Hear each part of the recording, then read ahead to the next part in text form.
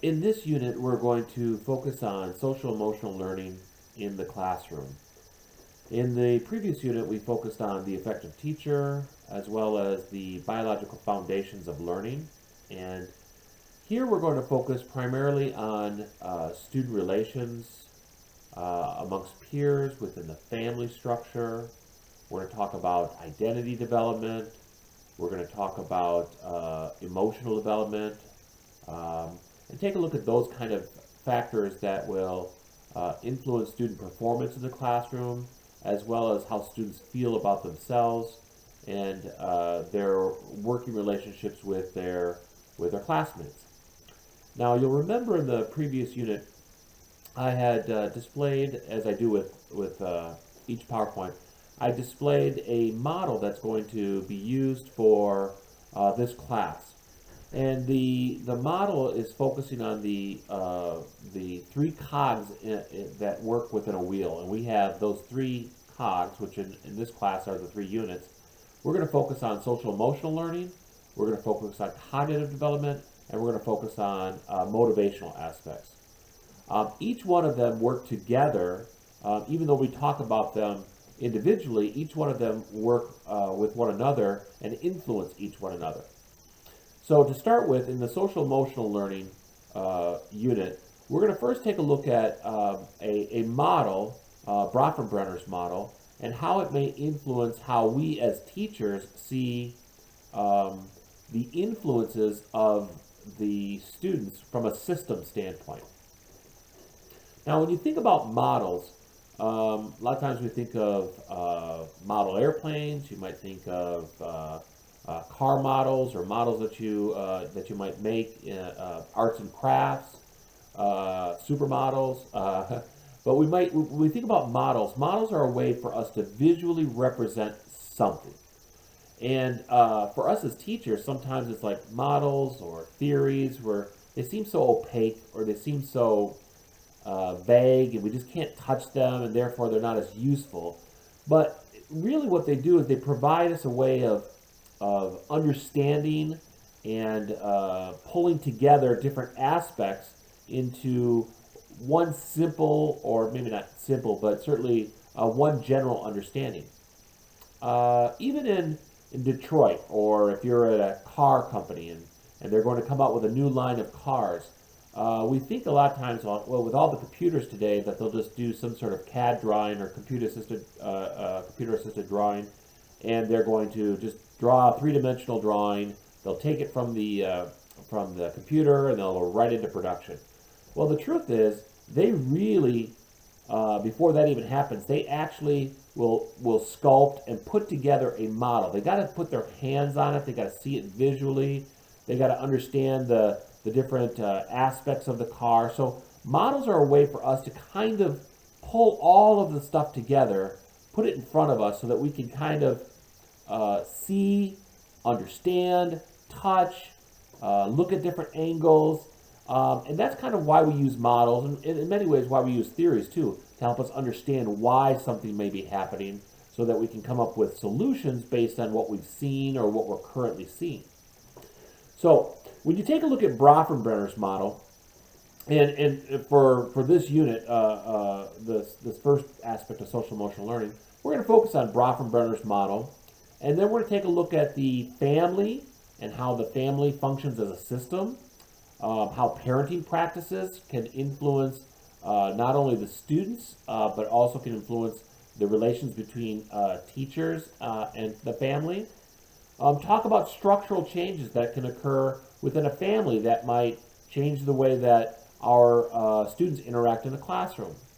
And then we'll take a look at different beliefs that parents may have that might influence their active involvement in school. And we got to keep in mind that we want our parents, our guardians, the extended family, we want them invested and involved in our students' education.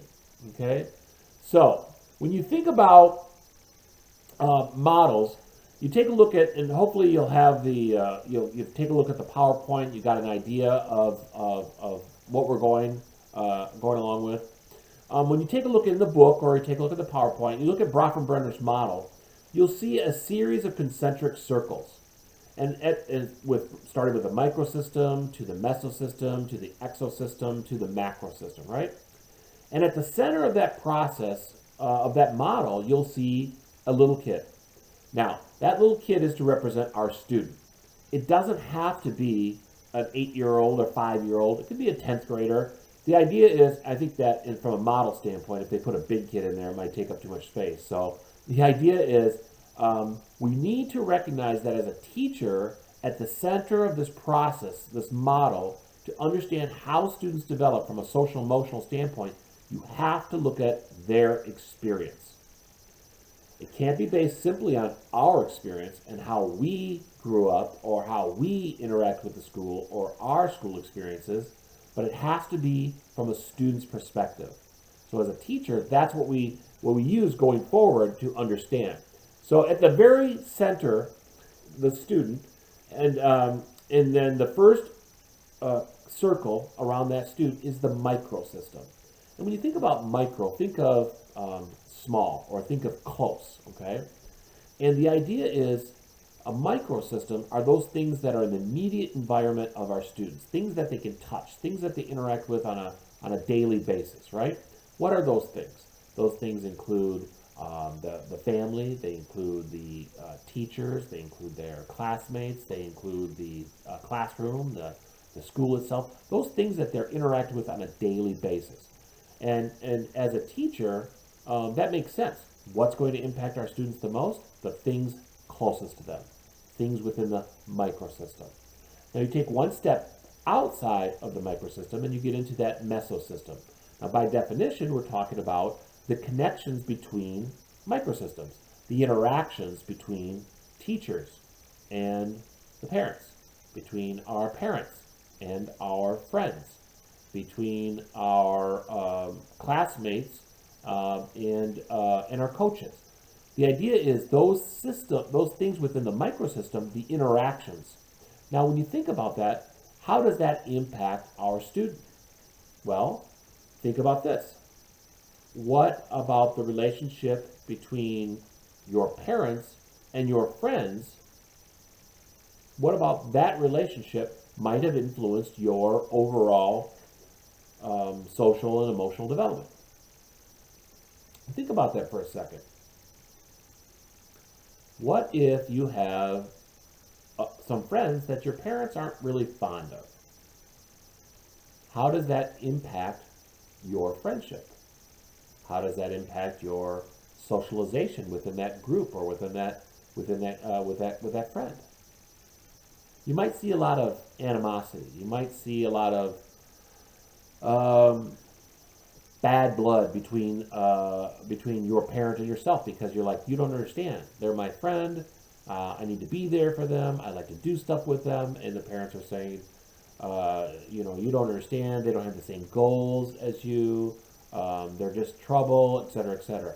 And you can flip it around. You could have parents that really like some of your friends in the group that you hang around with. And you say, can I go do something? And they're like, oh, sure, go ahead. Strongly encourage socialization. Why? Because they're very comfortable with your relationship with your peers. Think about the same thing between coaches and parents. What if your parents are at odds with the way that the coach is working with the student athletes? Does that impact the relationship at home? You come home, you just want to have them be a parent, but they want to sit there and talk about the activity, be it dance or coaching, basketball or baseball or cheer or whatever it is, right? Those interactions between microsystems suddenly can influence your social emotional development. Now you take one step removed from there and you get to the exosystem. By definition, we're talking about the social settings and contextual factors that don't necessarily contain the child but can affect the child. What are those things? Think about the things like your parents' workplace. Think about the types of friends that your parents have. Think about the school board. Okay, think about those kind of things. They don't involve you, but clearly can impact you in many ways. If your parents have a loss of job, change in job, financial status changes, suddenly some activities may be taken away from the children because you can't afford them, or maybe you can't get to certain places because the parent's shift has changed. Perhaps you think about how much of the decisions that are made related to how the school functions is a byproduct of the interaction between schools and the school board. Suddenly, the school board, a body that you don't understand at 8 years old or 12 years old or even 16 years old, has a big influence on how often you're going to school. The days, can you go to school? Are you doing an e-learning situation? Suddenly you find that the socialization process is suddenly slowed down, is shrunk considerably, and you're not directly part of that system. And then lastly is the macro system. The macro, think of from a cultural standpoint, the customs or the resources available, kind of a big picture. And when you think about that, it could be anything from the governor or the country's beliefs about a particular topic. You could think about things like charter schools versus public schools. You could think about influence of childcare on students' development and socialization. And you can think about the kind of decisions that the governor makes towards higher education. It's like, well, how does that affect the K-12? Well, you're in a teaching shortage. The resources are cut at the state level. The governor doesn't want to put a lot of grants or make accessible opportunities to go to school, loans, etc. And then suddenly people don't choose teacher education. And as a result of people not engaging in teacher education, suddenly the workforce is shrunk even further, and then the students are paying for that. It could be a slow progression, but those things that are taking place at a macro level certainly can impact or influence our students and the way that they develop from an emotional standpoint. Now, when you think about what we do with this information, Brofenbrenner puts forward these components of his model, and you'll see in the PowerPoint that talks about four components. Those components are the process, person, time, and context. What do those mean? So as a teacher, I look at those components and I think, well, how do I use that in my classroom? Well, we have to recognize that the model is only as good as what we can do with it, use it. So I'm a teacher, I'm looking at my students, and I want to understand what are the variables that influence their emotional development. And what I recognize is, first and foremost, is development is a process. It is not something that is strictly genetic based, certainly can have an impact. It's not simply something that is environmental based, meaning that it's just kind of a nurture. We have both of those components, and these things, who we become emotionally over time, is part of a process. That interaction between the person and the environment. All right. Secondly, when we take a look at that person component, what does that mean? That means each person brings with them certain characteristics or dispositions or certain skills, and those characteristics or dispositions influence their interaction with the environment, which then in turn will influence their emotional development. For example, sometimes teachers might mistakenly think that I've got this student that's relatively shy, and what I'm going to do is I'm going to put them in a group with a bunch of extroverted students, a lot of gregarious students, put them together, and suddenly that will open up the doors and bring out the shyness of that student. All right, they'll start to interact more, they'll talk more, etc. Well, one thing that we've learned over years through research is that shyness is not necessarily as much an environmental influence as it is actually a genetic basis.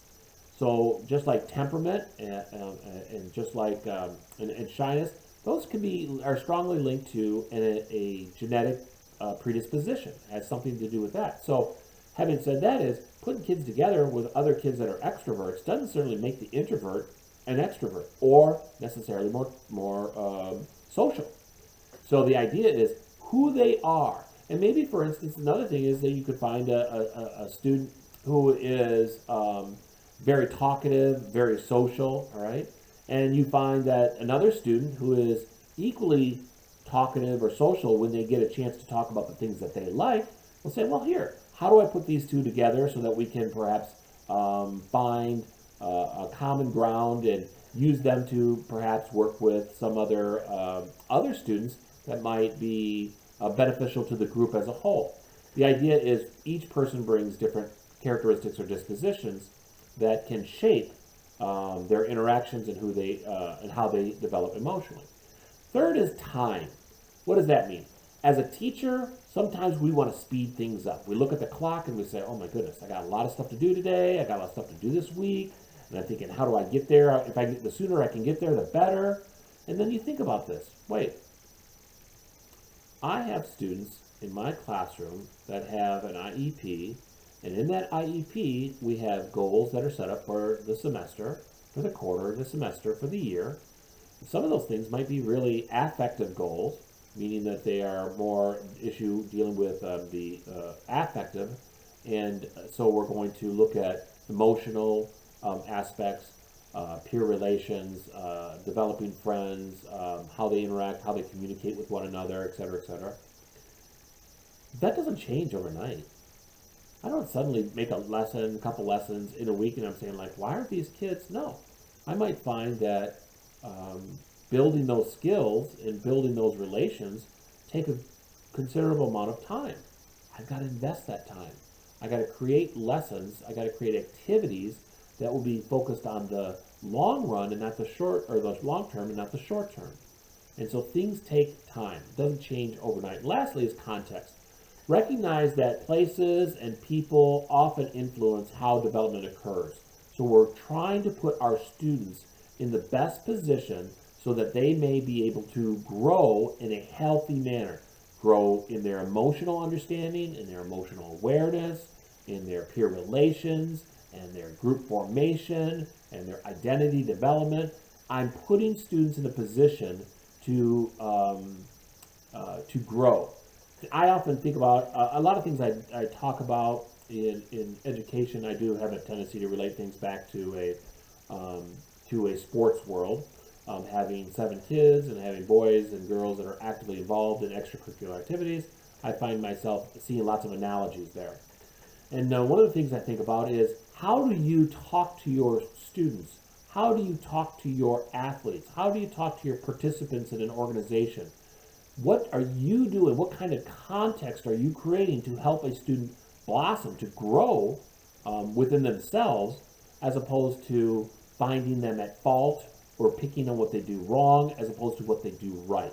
So context plays a big part in how we will grow socially and emotionally. And I give you some examples of different macro, micro, exo, and meso systems. You take a look at the leadership that you might have at the state level, governor level, White House level, Republican, Democrat. That's kind of a macro system. If you take a look at the influences that a teacher has on a student's study habits, teacher-student interaction, microsystem. If you think about the parent's job and what happens in the workplace, and maybe the loss of a job and how it can impact the affordability of certain activities, that is something where the student isn't directly involved outside but impacts them. That's the exosystem. And then lastly, I use an example of parents and teachers determining a management plan for a particular student, for a child. When they do that, it's the interaction between the teacher and the parent, which is microsystems interacting together, which is the mesosystem. And now when you think about one of the largest or most impactful areas of a student's emotional development, you don't have to go much further than taking a look at the student's family, okay? The interactions that they have with their family. So we are going to take a look at the family as a system and how it impacts our students in a K through 12 setting. Now, one of the things about the family, when you look at that as a system, we have to recognize that each member, either directly or indirectly, affects all other members, meaning that the impact is a bidirectional influence, meaning how I behave growing up impacts how my parents will respond and parent.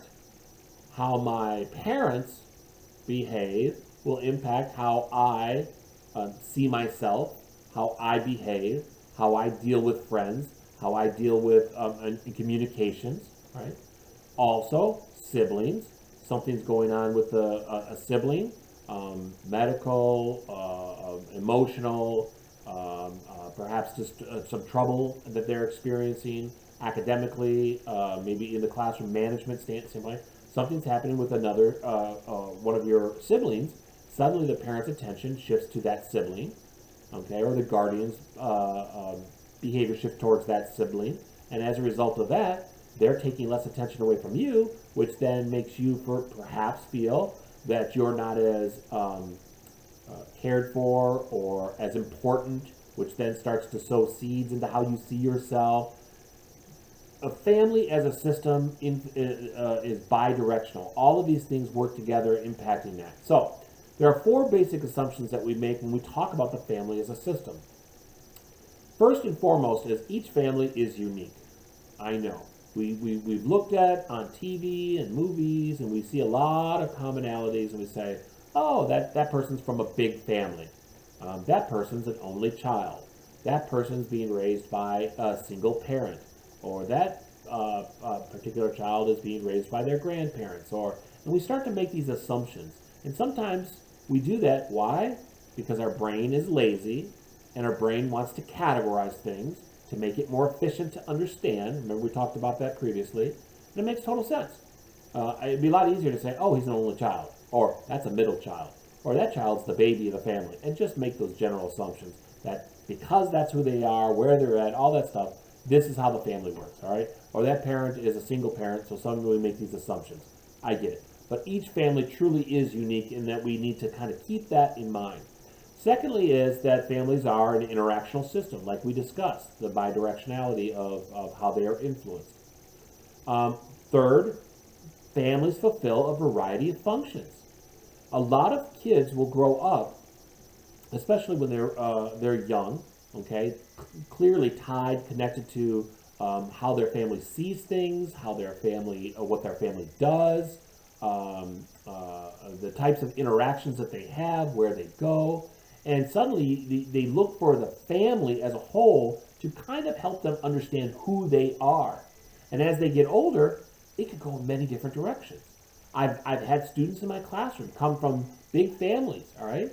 And the way that their family interacts indicates, or not, I shouldn't say indicates, influences how they interact with their peers. And suddenly they look to their family as they say, everything comes through or goes through what the family's going to do. And then you have people that are from smaller families, and I come in from a family of 7. I have 7 kids. I'm from 7 kids. My mom's from 7 kids. I think my lucky number should be 7. But anyway, the idea is that I have a very unique understanding of what family means for myself as far as from a big family. I understand what that feels like, what it's like growing up in it, and what it's like parenting a lot of kids. And that comes, my experience will be passed on to my kids and how I interact with them. Not everybody had that same experience. They could have a lot of kids, but not the same experience I had. And suddenly, the way that our students will see the role of family could be very different. You know, they could be amongst 3 or 4 brothers or sisters, and as they get older, they lose touch with them. And I haven't talked to my one brother or my one sister in, I don't know, 3, 4 months, 6 months, who knows? I talk to my siblings almost every other day, and they live a few hours away. But we talk, text, etc. Very different. And then lastly, family itself passes through some developmental changes. What does that mean? That the father I was, the parent I was, when my oldest daughter was, when I was raising my oldest daughter, is very different than what it was like for my youngest kids, my triplet boys, okay? I can remember one time with my oldest daughter, from a discipline standpoint, she said some cuss word, said something like that, and decided like, well, my mom washed my mouth out with soap, so therefore that's what I'm going to use as a tool. Now remember, this is my first child, right? And that's what I'm going to do. And point, don't use liquid soap. They're very different than bar soap. Anyway, but I thought that's what I was going to do. All right, so I did that, and you know, it's just I get older now. My triplet boys, and if I can get them to not drop some bad words sometimes, I feel good. You know, so it's like very different from the first child to the last child. You just grow, you change, you prioritize, all of that stuff. The family as a system also changes, goes through developmental changes. Now, when you think about the characteristics of the family, one of the things is that the family as a whole can oftentimes create parameters or boundaries, how things happen inside the home, internally and externally, the expectations for internal versus external. Those things are created in the home, and therefore the children will be influenced by what the expectations are when the kids, when they go to school. You'll realize that the organizational structure of family can vary greatly, okay? The different roles people take. Think about if you are from a big family, a lot of brothers and sisters. If you're the oldest, what was your responsibility? What if you're the youngest? What was your responsibility? What if you're a middle child? Think about the role that you play as a byproduct of where you are in a larger family. Or an only child. What role do you play? What are your responsibilities when the parents are working, etc.? Family rules. Each family will have a different set of rules. Do they carry those rules into the classroom? Oh wait, what are those rules? Do those rules match with what you want to do in your classroom? And so as a teacher, you're going to realize that, hey, some kids come to our schools, and all ages, you know, it doesn't matter, elementary school, middle school, or older, we realize that, hey, these rules that they live by at home influence their behavior and what they do in our own classroom. Distribution of power, you're going to see that within a family. You might have one parent that takes on the responsibility of the educational related things. That was me always. Being a professor, working with teachers, all of that stuff, I took on a lot of the educational aspects of it because it was in my wheelhouse. It was something I'm very comfortable doing, and I did that. And some parents, based on experience, based on comfort level, based on time, who knows what, will have different responsibilities or powers within the family structure. And as a teacher, might come in handy. And lastly is communication patterns. Each family, based on the parents or the guardians, may have different communication patterns, very open or maybe perhaps closed. Maybe families have lots of discussions around the table, or ask lots of questions of their children, or talk to them about things, and they're very inquisitive, and they ask questions, and parents answer questions, and as a result, kids come to school with lots of questions, lots of answers, and that changes the way that they communicate. Whereas if you're at a home where there's not a lot of talking, or if you ask a question, it's kind of a very abrupt answer, like because I said, or that's just the way it is, or you'll know when you get older, or patterns that are very closed-ended and shut off.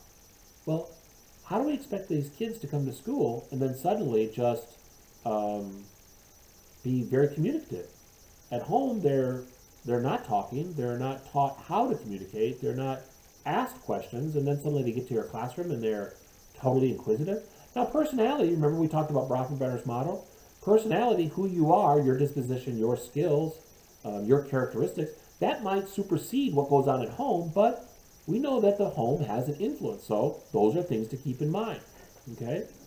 Now, within any family, you are going to see many changes that are going to occur over the time from kids being from preschool to high school, changes in the family functioning, which will then result in structural changes, or I should say, reverse that. Structural changes that occur at home will influence the functioning in the home. Now, one of the things, and I have a PowerPoint slide that addresses this, but one of the things to consider is divorce. Divorce is unfortunately all too common, and as a result of that, those structural changes, they're going to impact how the kids develop in the classroom and so forth and so on. What are some other things? Divorce is a big one. You'll all experience children going through or having gone through divorce. But you're also going to see things like death in the family, death of a parent or a sibling or perhaps an extended family member that's really close, or illness, parent who's experiencing cancer treatments, or maybe somebody has fibromyalgia or MS or something like that. You might find that there is a family member or parent or somebody that is being actively deployed, which can add a lot of stress, as well as having less contact with them because they're being deployed for 6 months, 9 months, a year, who knows. You could have a parent, their job takes them away from home. Maybe they're an over-the-road truck driver, sales, they're gone a lot. My brother-in-law is the mayor of Milwaukee currently for, I don't know, 12 or last 14 years or so. And before that, he was a congressman in D.C. for Milwaukee district. And he was gone basically Monday through Friday out in D.C. So he'd travel on Monday, get back on Friday, and he was home for the weekends. Well, imagine my sister, who's a teacher, and she's got 4 kids, and suddenly she's doing all the decision making, all the interactions, all the stuff, while he's in D.C. It creates a very different functioning environment. So as a parent, as a teacher, when we understand structural changes that are occurring within the family, it helps us understand what might be going on within the student, or what kind of things are influencing the student's emotions, or their relations with peers, or the rapport between us and our students. So it's really trying to help us understand where they're coming from so that we can better prepare them, or better position them for a healthy development. Now, when you think about something like divorce, you're going to see common ones like family conflict. If you see conflict that's going on at home as a student, you see a lot of conflict. Well, that creates a lot of tension, creates a lot of stress. From an emotional standpoint, how does emotional stress translate to physical characteristics? Kids are often have headaches, or kids might be sick or nauseous or tired, or any number of things. Those are all going to impact their interactions in the classroom. You may find that the parenting practices can be quite disorganized because you're in the process of moving from one place to the other. The child's with one family member, then another family member, and they forget things. And I forgot my homework here, and I forgot. Those things are difficult. Being a parent that has divorced, I've always had to deal with that. Like, one of my children forgot something. It's like, okay, well, you need that for school tomorrow. What are we going to do? Suddenly the child is put into a position where they have to be very mindful of what they're doing, where they're doing it, when they need it, all of that stuff. Again, makes it more difficult. Even the economic impact of divorce can impact the types of things kids can do, the living arrangements, the opportunities to engage in certain activities. All of these things are going to be impacted by something, like I said, like divorce.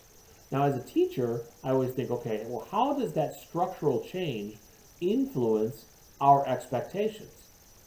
Okay, am I supposed to be so bold and even cold and to say, like, well, hey, divorce happens, kids got to get used to it, and well, we still got to, they got things to do, and we can't just slow down because this is happening. Like, wow, thanks. I want you as a teacher, right? No, our expectations should shift as a result of seeing changes that occur within our students. When our students need attention, we give them attention.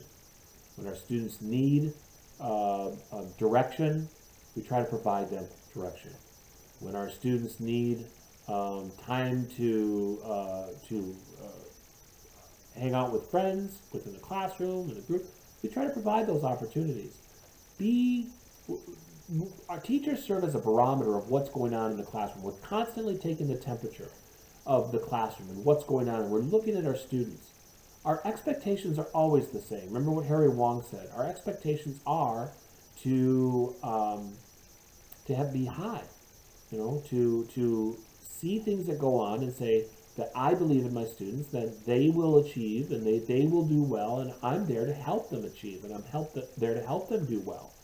So our expectations are always high, but we have to be flexible. We have to say, hey, sometimes students can't get something to you, and it's not the end of the world. And I say to them, I say, hey, I understand if, maybe it's a divorce, or maybe it's another situation. Parents just actively deployed recently and they're upset, or maybe somebody's going through some health issues. And I talk to them and I find out like what's going on. And once I find out what's going on, I say to them, or I talk to them about it. I say, hey, it's okay. I understand, what's happening. Um, I still need you to get this done, and we'll get this done, and we'll figure that out. We'll get you back on track, okay?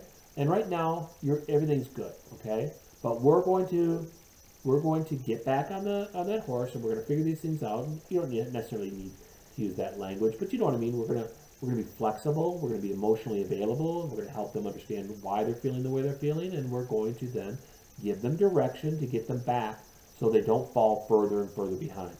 Because I don't want the students to fall behind so far where they start to see themselves as unable to accomplish, unable to do well, unable to relate, unable to, and then suddenly those self-fulfilling prophecies take hold and they see themselves as less able, less competent in areas related to academics or peer relations or any of those things. So, one of the things that we look at as teachers, and we're become very aware of, is how do the parents shape how the students see themselves and how the students grow, both academically, emotionally, motivationally. And I had a little activity in there, and I want you to, as you look at your PowerPoint, I want you to kind of address those things. And I think I'm actually going to formulate for this week the discussion question is going to focus on this. But I want you to think about how would you characterize your parents' parenting? Or if you're with an extended family member or a guardianship position, how did they parent? How would you characterize that? And when you take a look at, and then think about how did how they parented, how they helped you, how did that influence you in the future? What was your relationship like going from child to a teenager? And did you see any particular benefits from that? What were the benefits of the way that your parents or guardians parented? And what you'll see is in the work of Diana Baumerian, you'll see that you pull all of that stuff together, and what we find is that there's two general dimensions by which we can categorize, or characterize is a better word, characterize parenting. One of those is a control issue, okay? With parenting practices that are focused on control, we're talking about the manner or the strictness with which the parents provide limits, discipline, etc. That's kind of more of the behavioral aspects of parenting. The second way that we take a look at and kind of characterize parenting is more on responsive aspects. That includes issues of affection or acceptance, caring involved in parenting. When we think about those aspects of parenting, those are more emotional related. And in the book, as well as in the PowerPoint, you'll notice that there is a slide that takes a look at the control dimension on the y-axis and the kind of the responsiveness on the x-axis, and you'll see that depending upon whether the control issues are low or high, or the responsiveness is low or slides this way high,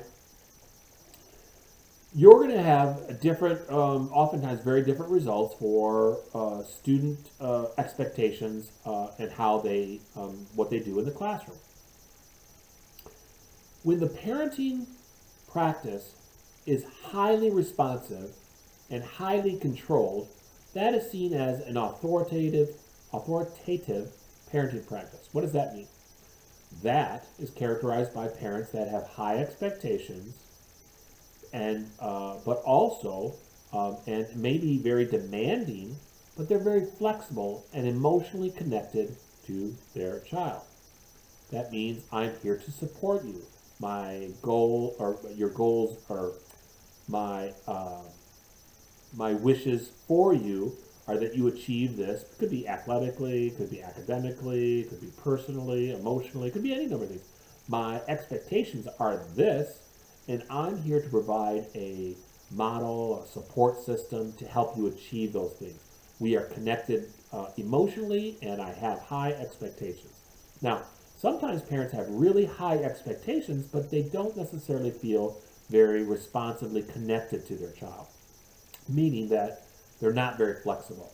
Now, sometimes you'll see some cultural differences there, which is when you take a look at the literature, some Eastern cultures, you might find that the expectations are really, really high, but their emotional connectedness or flexibility or control element, did I say that right?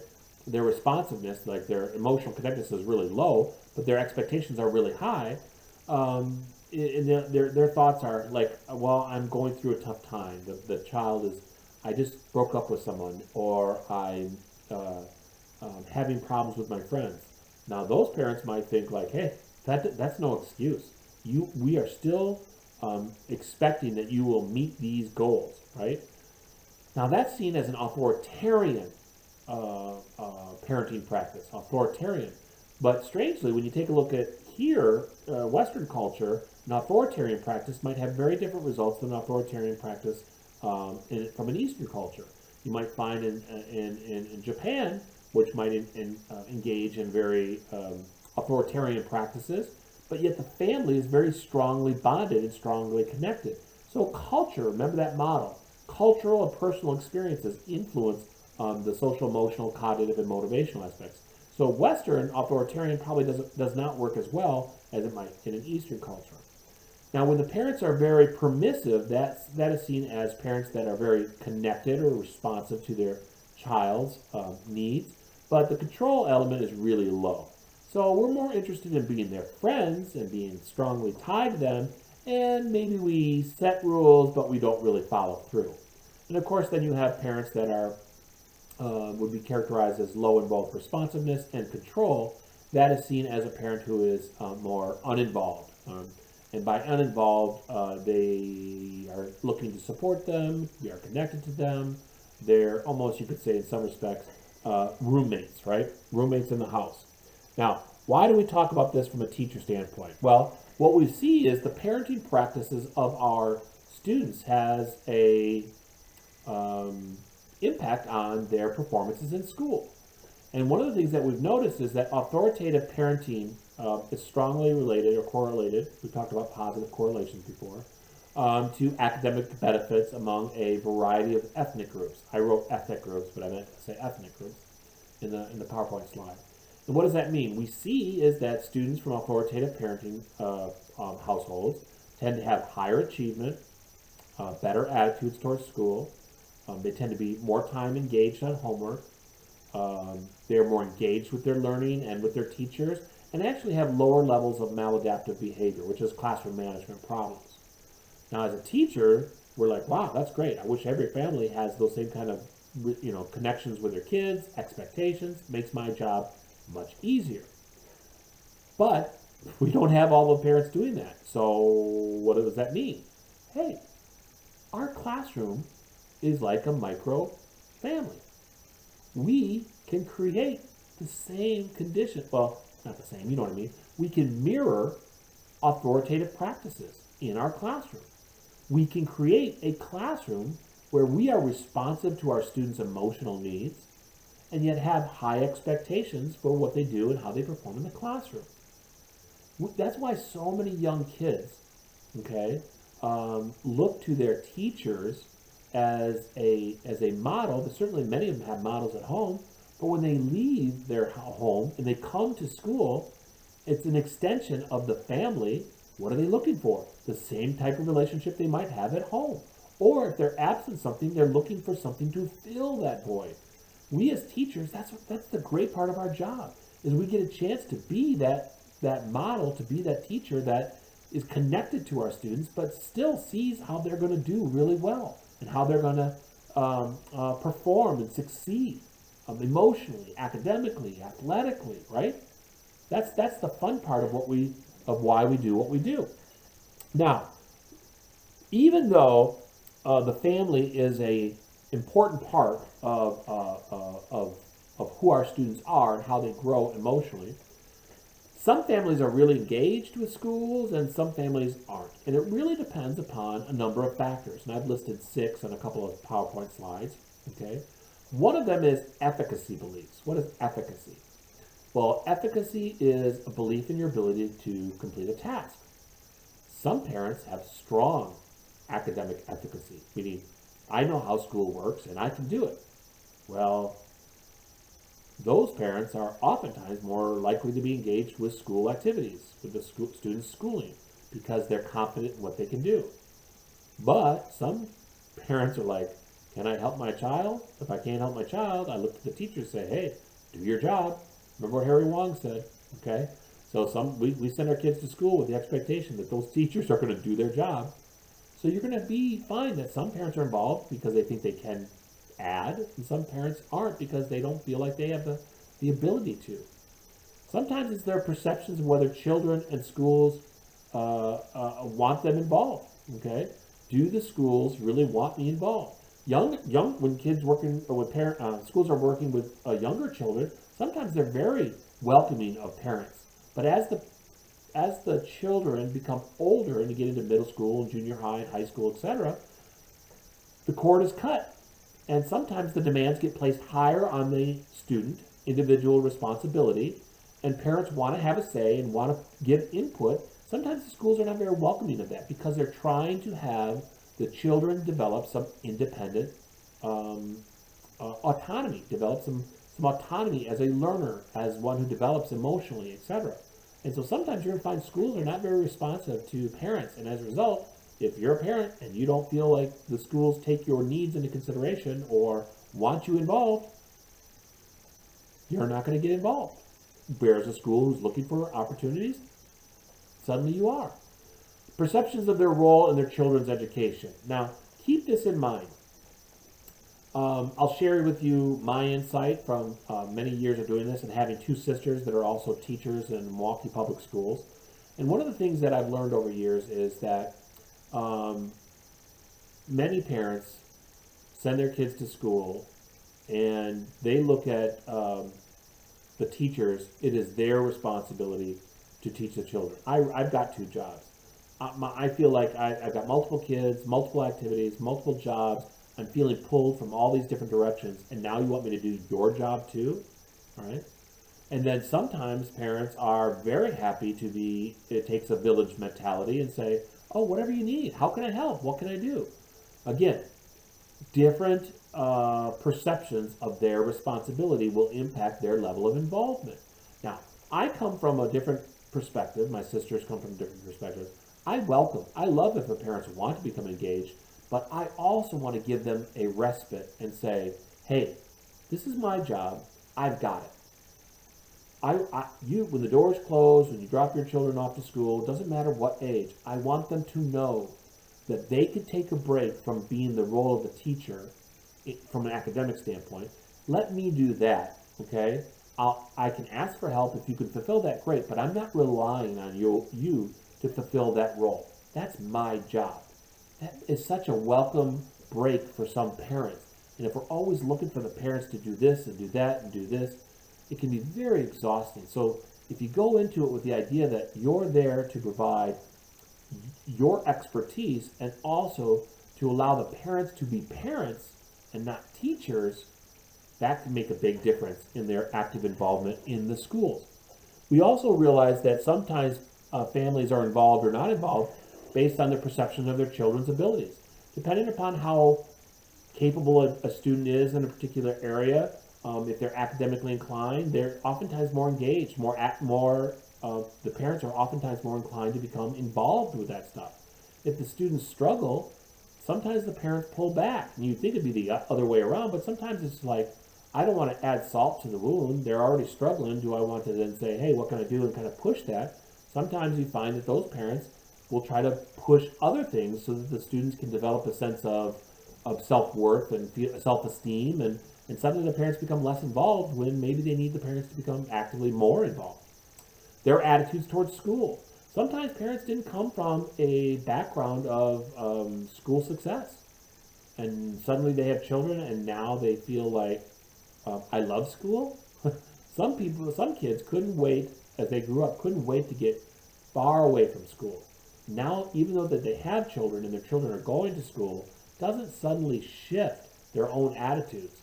Well, whereas some people were very successful in school and have a very positive attitude, they love it. They love being engaged, love going to the schools, working with schools. Okay? And then lastly is compatibility of own goals with those of the school. What do the parents see as the benefits or the influences of school? Take a look. There's been a lot of literature lately that takes a look at the actual effects, benefits of kids going to college. We all say, oh, go to college, you earn more money, you have something like that.